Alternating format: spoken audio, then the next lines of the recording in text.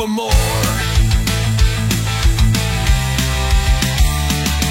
Morocco young steel or a new surprise. Transfer windows open, it's time to rise. From Maiden to Salt Lake, hear the roar. One more trophy, we're hungry for more. Auto guy on steel or a new surprise. Transfer windows open, it's time to rise. Hello guys, welcome to the new episode of Fire and Script. এই এপিসোডে সবাইকে স্বাগত।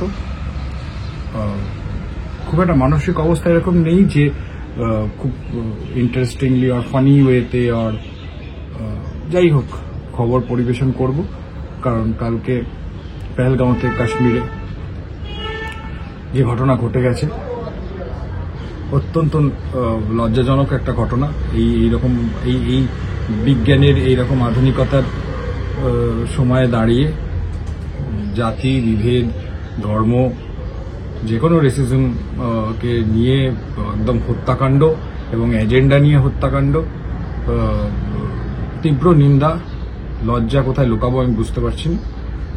আমি জানি না, এটা immediately এর একটা বিহিত হওয়া দরকার মানসিকভাবে, নইলে কিছুতেই আমরা স্থির হয়ে নিজের কাজে ফিরতে পারবো না। কিন্তু ওই একটা ব্যাপার, the show must go on আর কি। তো সেটার জন্য এই ভিডিওটা বানানো। আমি জানি খুব একটা ইন্টারেস্টিংলি পেশ করতে পারবো না বা পরিবেশন করতে পারবো না আমি, কারণ মানসিক অবস্থা ভালো নেই। আর ব্লগে আপনারা জানেন যে আমার যেরকম মানসিক অবস্থা থাকে সেই অনুযায়ী আমরা কথাবার্তা বলি, আর আপনারাও সেটাকে অ্যাপ্রিসিয়েট করেন। তো অভিনয় করে বা লুকিয়ে কিছু করতে পারবো না। তো যাই হোক, কথায় আসি। কলিঙ্গ সুপার কাপে ইস্ট বেঙ্গলের অভিযান শেষ হয়ে যাওয়ার পরেও কিন্তু টেকনিক্যাল ডাইরেক্টর থাংবাই সিংটো তিনি কিন্তু সেখানে রয়ে গেছেন। এবং আপনারা জানবেন যে টেকনিক্যাল ডাইরেক্টরের দায়িত্ব কিন্তু শুধুমাত্র দল গঠনের দিকে নজর রাখা নয় বা পারফরমেন্সের দিকে নজর রাখা নয়।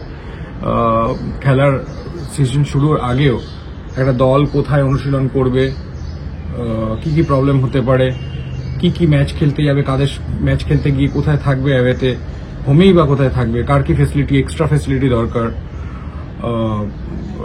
যদি কোনো ফেডারেশনের সঙ্গে কোনো কথাবার্তা বলতে হয়, কোনো কমিউনিকেশন প্রয়োজন হয়, সেইটা এগুলোও কিন্তু টেকনিক্যাল ডাইরেক্টরের আওতায় পড়ে। কার সঙ্গে প্র্যাকটিস ম্যাচ খেলবে, কটা প্র্যাকটিস ম্যাচ খেলবে, কি প্রয়োজন দলের, নতুন কিছু দরকার কিনা, টেকনিক্যাল সব। তো তিনি কিন্তু রয়ে গেছেন। তোমরা জানো যে পাঞ্জাবের অভিষেক টেকচাম সিং এবং নিখিল প্রভু, এদের ওপর বিশেষ নজর আছে ইস্ট বেঙ্গলের। তো তাদের সঙ্গে কথাবার্তা এবং তাদের খেলা দেখার জন্যই তিনি রয়ে গেছেন। এছাড়াও তিনি কিন্তু অভিনব বিন্দ্রা, তোমরা জানো শুটার, তার একটা ফেসিলিটি রয়েছে ইন ভুবনেশ্বর, সেটাও তিনি কিন্তু ঘুরে দেখেন থাংবাই সিংটো।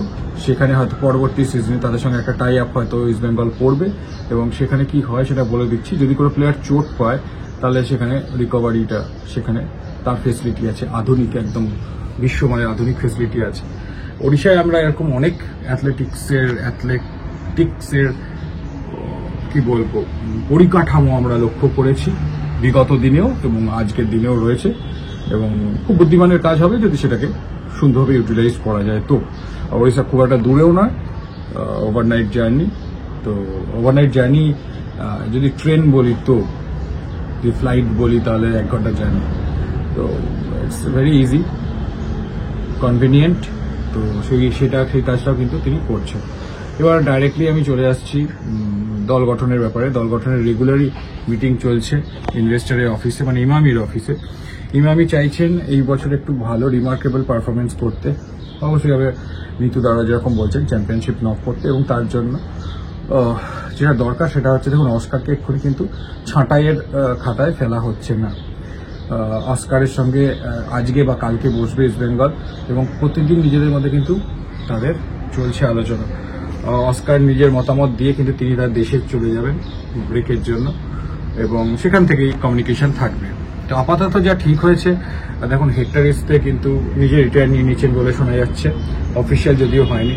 হিজাজি মাহের তিনি বসে বসে পয়সা পাচ্ছেন, স্বাভাবিক, যেটা যদিও দলের সঙ্গে খেলতে গিয়ে চোট খেলে থাকবে। তো ইস্ট বেঙ্গল মোটামুটি হয়তো ঠিক করেছে তাকে রিলিজ করে দেবে। সাউল ক্রেসপো, আমি জানি না সাউল ক্রেসপোর সঙ্গে কি হবে। সাউল ক্রেসপোর ব্যাপারটা মনে হয় একটু গভীরে, মানে প্রবলেমটা, কারণ Saul Crespo is a brilliant player. Saul Crespo আমার তো খুবই ভালো লাগে তার খেলা, কিন্তু প্রবলেম হচ্ছে খেলার বাইরেও অনেক ব্যাপার থাকে। তিনি অনুশীলনে আসতে গিয়ে সিঁড়ি থেকে পড়ে গিয়ে হ্যামস্ট্রিংয়ে চোট পাচ্ছেন। এই ব্যাপারটা তো, এই ক্যাজুয়াল ব্যাপারটা আপনি কোথায় রাখবেন? যাই হোক, চোট আঘাতের মধ্যেই তার চলে যায়। কতটা কি আসল চোট, কতটা কি মানসিক ব্যাপার, সেটা তো আমরা তার মনের মধ্যে ঢুকতে পারছি না। তো সাউল ক্রেসপোর ব্যাপারটা ঠিক নেই, ডিমি স্টে করছেন। মেসি বাউলির ব্যাপারটা, মেসি বাউলি বা রিচার্ড সেলিস, তাদের কিন্তু মোটামুটি বিদায় ঘন্টা বেজে গেছে। তাই জন্য অ্যাপার্ট ফ্রম রবসন রবিনহো এবং মিগুয়েল এর দিকে তো তারা আপ্রাণ চেষ্টা করছে, না হলে তাদের ব্যাকআপও রয়েছে। এছাড়া দুটো সেন্টার ব্যাকেরও, বিদেশ ফরেন সেন্টার ব্যাক আর একটা ডিফেন্সিভ মিডফিল্ডিং কাম সেন্টার ব্যাকের খোঁজ করছে। দুদিন আগে আমি হায়দ্রাবাদের আলবার নাম নিয়েছিলাম, সেটা হয়তো এখন সামনে আসবে। এবং এছাড়াও হাভিয়ার মেন্ডিস বলে উরুগুয়ের একজন সেন্টার ব্যাক, তার সঙ্গে কিন্তু তার সঙ্গে কথাবার্তা হয়েছে বলে শোনা যাচ্ছে শেষ মিটিংয়ে। যদিও কথাবার্তা হয়েছে এবং তার কথাই মোটামুটি চূড়ান্ত আছে, অস্কার গ্রিন সিগন্যাল দিলে তার সঙ্গে কথাবার্তা বলা শুরু হবে। তিনি কিন্তু অ্যাভেলেবেল আছেন, সেটা যারা ফরেনার ডিল করছেন ইস্ট বেঙ্গলে, নাম আর নিচ্ছি না, আপনারা ডাইরেক্ট আক্রমণ করেন, যারা ফরেনার রিক্রুটমেন্টে নেক্সট সিজনের সঙ্গে যুক্ত, তারা এই নামটি অ্যাভেলেবিলিটি চেক করে পেশ করেছেন। Just Oscar Bruzon green signal দিলেই এর সঙ্গে কথাবার্তা প্রায় চূড়ান্ত হয়ে যাবে। এবার একমাত্র এইখানে বটলনেক, অস্কার ব্রুজোর যদি পছন্দ না হয় তাহলে তিনি বাদ যেতে পারেন, এছাড়া বাদ যাওয়ার চান্স কম। এরকম আরও কিছু নাম উঠে আসবে অবশ্যই ভাবে, এবং ফাইনালি দেখা যাক টিমটা কিরমভাবে শেপ আপ করে। যদিও আমি আগের ভিডিওর সঙ্গে এখনো একই মত যে ইস্ট বেঙ্গলের প্রবলেমটা কিন্তু ভালো প্লেয়ার রিক্রুটমেন্টে নয়, ভালো প্লেয়ার আগের বছরও রিক্রুট ছিল। ইস্ট বেঙ্গলের প্রবলেম হচ্ছে গোষ্ঠীদ্বন্দ্ব, মানে টিমের মধ্যেই কিন্তু বেশ কিছু গ্রুপ তৈরি হয়েছে, এবং এইটাকে ঠিক করতে গেলে ম্যান ম্যানেজমেন্ট ভীষণভাবে জরুরি। আইদার কোচ করতে পারেন সেটা, এবার কোচের পক্ষে ভারতীয় প্লেয়ারদের ওপর যদি খুব হেভিওয়েট কোচ না হন, ভারতীয় প্লেয়ারদের ওপর তার এফেক্ট পড়াটা মুশকিল হয়। এর জন্য অনেক সময় সাবেকি ক্লাব কর্তা বা চেনা কোনো ইনফ্লুয়েন্সিয়াল পার্সন, কোনো প্রাক্তন প্লেয়ার, এনারা এই সময় ভালো রোল প্লে করতে পারেন অনেক সময়। এছাড়া এইটা ছাড়া আমি আর কোনো রকম সমস্যা দেখছি না ইস্ট বেঙ্গলের। আগের বছরও ভালো দল হয়েছিল, পরের বছরও দেখবেন ভালো দল হবে। যদি ইস্ট বেঙ্গল ওই গোষ্ঠীদ্বন্দ্বের ব্যাপারটা, মানে দলের মধ্যে যে গ্রুপ সিস্টেমের ব্যাপারটা, এটা আমার মনে হচ্ছে পার্সোনালি, আপনারা আমার সঙ্গে একমত কিনা বলতে পারেন। এই ব্যাপারটা চলে গেলে ইস্ট বেঙ্গলের মনে হয় পারফরমেন্স অনেকটা রাইজ করে যাবে। কারণ আমি বলছি না ইস্ট বেঙ্গল চ্যাম্পিয়নশিপ জিতে যেত, কিন্তু ইস্ট বেঙ্গলে কি প্রতি বছর 9, 10, 11তে শেষ করার কথা, বা মানে যেখানে পারফরমেন্স করার জায়গা সেইখানে পারফরমেন্স করতে পারছেন না। মাঠের মধ্যের কথা বলছি, মাঠের বাইরে অবশ্যই ভাবে তাদের কাছে অনেক রকম কথাবার্তা রয়েছে বলার মতো, কিন্তু পারফরমেন্স মাঠের মধ্যে যেটা অ্যাকচুয়ালি যে পারফরমেন্সের কথা, সেইখানে কিন্তু তারা কিছুই করে উঠতে পারছেন না। এটা এক্ষুনি নয়, মানে বিগত বেশ কিছু বছর ধরে, অনেকে বলছেন 22 বছর, অনেকে বলছেন 17 বছর, যে যেরকম অ্যাসপেক্টে দেখছে। মানে সমর্থকরা আস্তে আস্তে কিন্তু তার অ্যাগ্রেশন হারাচ্ছেন, তার ভক্তি হারাচ্ছেন। পেশান তো আর দল বদল তো আর সমর্থকরা করতে পারেন না। যাই হোক, ভিডিওটা এখানে শেষ করছি। অবশ্যই আবার ট্রেনের আওয়াজ না হলে আমাদের ভিডিওটা সম্পূর্ণ হয় না। ট্রেনের আওয়াজে হয়ে গেছে, কিন্তু ওই জায়গাটা মন থেকে খচখচ করছে। একটা শাস্তির দরকার।